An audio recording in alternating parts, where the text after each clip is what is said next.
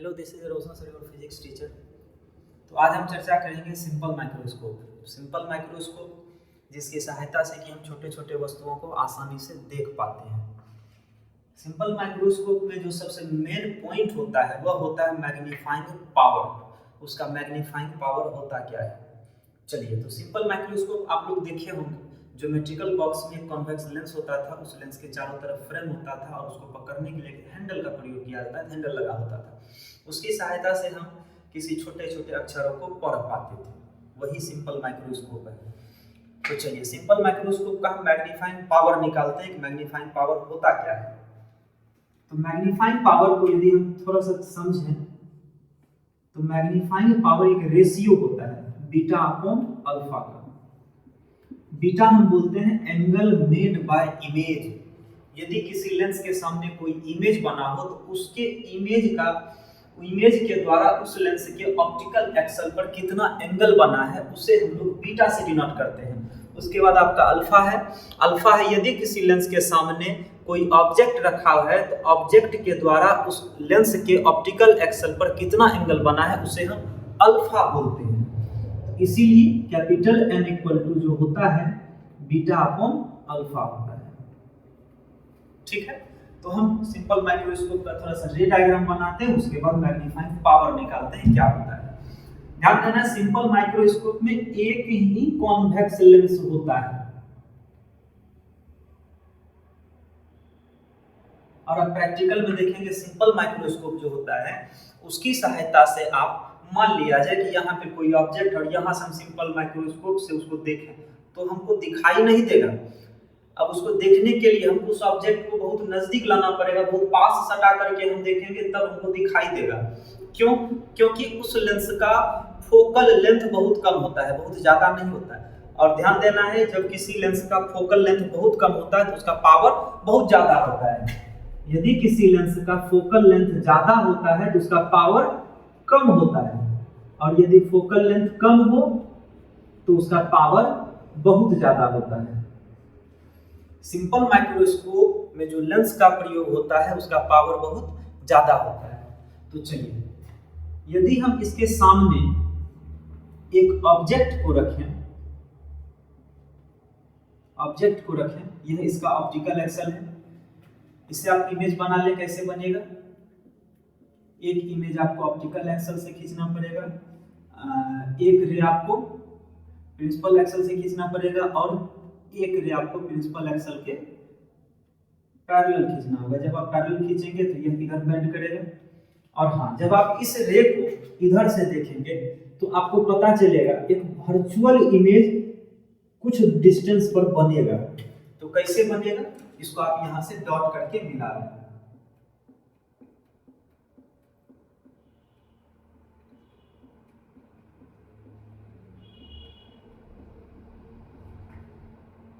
यह रहा इमेज इसका, यह है ऑब्जेक्ट और यह है इमेज। तो आप देख सकते हैं कि छोटे से ऑब्जेक्ट का इमेज यहाँ पे बड़ा बना। ठीक है, अब थोड़ा सा हम लोग एंगल यहाँ पे निकाल लेते हैं, क्योंकि हमको capital M equal to beta upon alpha दिखाना होगा। तो हम थोड़ा सा करते हैं कि यह जो ऑब्जेक्ट है इसका डॉट लाइन थोड़ा सा इधर मिला लेते हैं। ठीक है, मिला लिए। अब थोड़ा सा इसका नाम रख देते हैं, इसका ए रखते हैं और इसका हम ए डबल डैश रख देते हैं। ए डैश नहीं रखेंगे, डबल नहीं रखेंगे। उसके बाद यह पॉइंट जो है इसको हम यहाँ पे शिफ्ट करते हैं, इसको हम बी मान लेते हैं। यह हुआ पॉइंट। उसके बाद थोड़ा सा डिस्टेंस को भी कैलकुलेट कर लेते हैं। इमेज के डिस्टेंस को हम भी बोलते हैं और ऑब्जेक्ट के डिस्टेंस को यू बोलते हैं। सिंपल माइक्रोस्कोप में जो फाइनल इमेज बनता है वह बनता है 25 सेंटीमीटर पर, जिसको कि हम लोग कहते हैं हिंदी में स्पष्ट दृष्टि की न्यूनतम दूरी, at least distance of distinct vision. कोई बहुत ज्यादा दूरी पर यह इमेज नहीं बनता है। यह जो बनता है यह आपका बनता है 25 सेंटीमीटर पर, और 25 सेंटीमीटर को हम कैपिटल डी लिख सकते हैं। साइन कन्वेंशन रूल क्या कहता है, जिसको कि हिंदी में हम लोग चिन्ह परिपाटी का नियम बोलते हैं। ध्यान देना है, इस ऑप्टिकल एक्सल के उधर का टोटल डिस्टेंस माइनस होगा और इस ऑप्टिकल एक्सल के टोटल उधर का डिस्टेंस आपको प्लस होगा। तो इस ओर हम देख रहे हैं u भी माइनस जाएगा और v भी माइनस जाएगा, जो कि हम कैपिटल D में लगा देंगे। अब हम जान रहे हैं कि कैपिटल M इक्वल टू होता है beta upon alpha, beta upon alpha होता है। अब थोड़ा सा यदि हम आगे बढ़े, क्या हम सिंपल माइक्रोस्कोप का यूज हाथी को देखने के लिए करेंगे? हाथी को तो देखने के लिए नहीं करेंगे, हम छोटे छोटे चीज को देखेंगे। तो यहाँ पे बीटा और अल्फा क्या बहुत बड़ा एंगल होगा? नहीं होगा, यह बहुत छोटा एंगल होगा। ध्यान देना है रे ऑप्टिक्स में यदि कोई एंगल बहुत छोटा होता है तो जनरली उसमें हम 10 लगा देते हैं। तो उसी तरह यहाँ बोलेंगे कि here angle beta and angle alpha, and angle alpha very very small angle, very very small angle. तो हम यहाँ क्या करेंगे? 10 लगा देंगे। तो capital M equal to 10 beta upon 10 alpha, यह आपका एक्सप्रेशन हुआ। तो आप 10 बीटा और 10 अल्फा का मान इसमें लगा सकते हैं। और यहाँ पे देख सकते हैं बीटा कहाँ बना, इस ऑब्जेक्ट को हम यहाँ शिफ्ट किए, तो इससे हम एक डॉट लाइन खींच लेते हैं ऑप्टिकल एक्सल पर।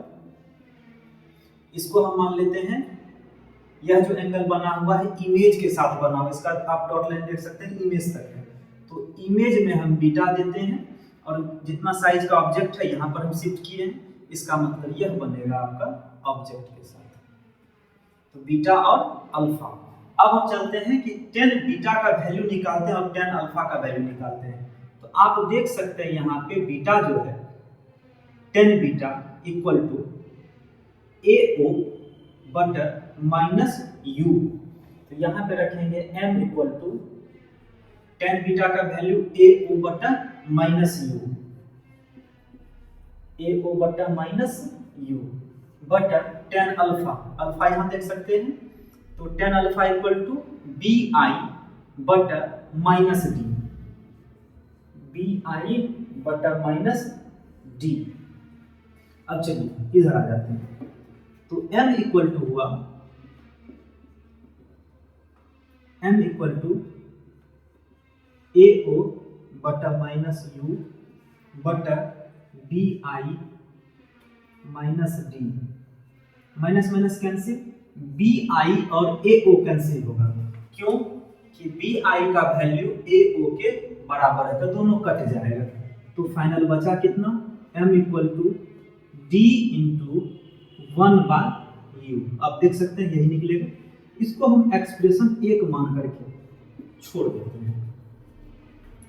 1/U जो निकला, क्या हम 1/U का वैल्यू रख सकते हैं? बिल्कुल रख सकते हैं। हम यहाँ पे लेंस फार्मूला लगा सकते हैं, फ्रॉम लेंस फार्मूला। क्योंकि लेंस है तो लेंस में लेंस फार्मूला आराम से रख सकते हैं।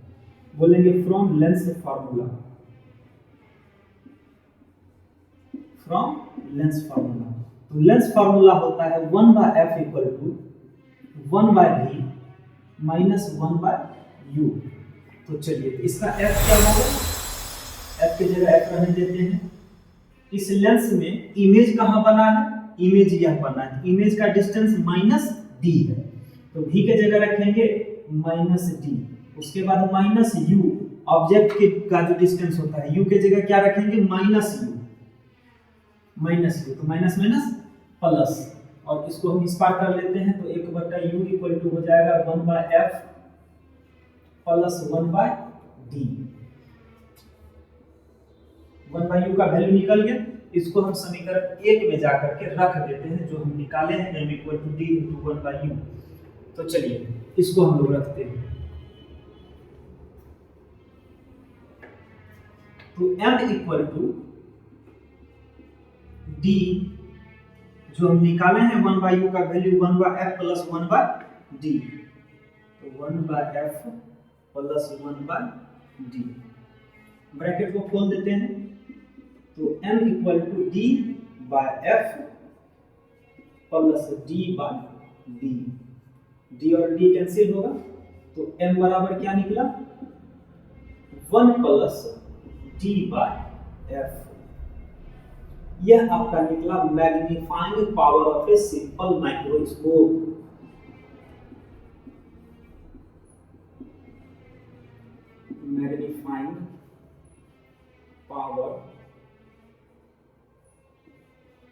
Of a simple microscope.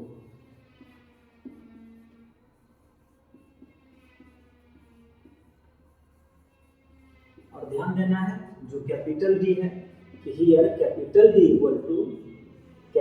Equal to 25 centimetre.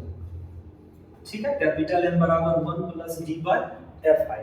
उसका फोकल लेंथ हमको दिया हुआ है, तो पूछा जाए कि इसका मैग्नीफाइंग पावर क्या होगा। तो जैसा कि अभी हम पढ़े capital M equal to 1 plus D by F. एक न्यूमेरिकल देख लेते हैं। यदि एक कॉन्वेक्स लेंस हो जिसका कि फोकल लेंथ हमको हो 5 सेंटीमीटर, एक सिंपल माइक्रोस्कोप है जिसके कॉन्वेक्स लेंस का फोकल लेंथ है 5 सेंटीमीटर, पूछा जाएगा यह मैग्नीफाइंग हमको कितना करेगा। तो हम जान रहे हैं कि capital M equal to 1 plus D by F. तो कैपिटल एम बराबर 1 प्लस डी का मान हम रखेंगे 25 सेंटीमीटर और एफ का मान रखेंगे 5 सेंटीमीटर। तो देखिए सेंटीमीटर खत्म और यह कटा 5 बार में। तो capital M equal to 1 plus 5। तो कैपिटल एम इक्वल टू आपका निकला 6। इसका मतलब हुआ कि कोई यदि ऑब्जेक्ट 1 सेंटीमीटर का रखा हो तो उसका फाइनल इमेज हमको 6 सेंटीमीटर का मिलेगा। यदि कन्वेक्स लेंस का फोकल लेंथ जितना कम होगा उतना मैग्नीफाइंग पावर ज़्यादा होगा। तो इस ऑब्जेक्टिव को भी आप याद रखें।